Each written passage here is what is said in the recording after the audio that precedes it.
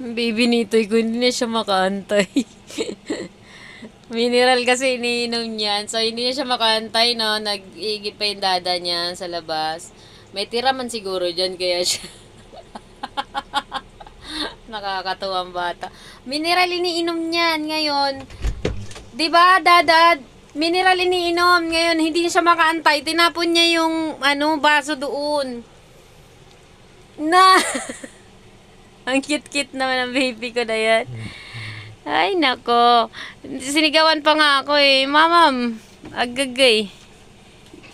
Nakikisabay kasi siya sa amin.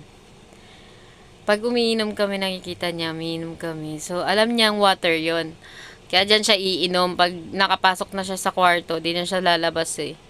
Pero, dapat, bago siya pumasok dito, nakawiwi na siya, nakapupup na siya.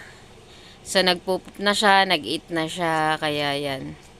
Pwede na siya pumasok. Kasi bawal, wala nang hindi siya pwedeng iihi dito or Naninibago din siya kasi yung kwarto namin doon sa taas, may CR, di ba? Anytime, kahit madaling araw, pwede siyang mag-poops.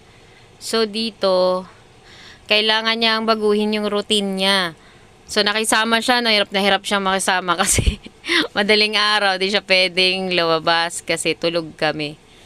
So, mag-aantay siya ng umaga or bago matulog, bago magabi, kailangan makapoops na siya. Then, nakakaintindi din siya pag pag alam niya hindi siya magpupoops, hindi namin siya ipapasok ng kwarto. So, yan. Nakalimutan niya siguro uminom sa CR. Kasi ayaw niya uminom, guys, ng kontaminadong tubig. Yung yung naka-stagnant lang. Gusto niya toong tubig. Yung bago. So, yan. Naglinis ng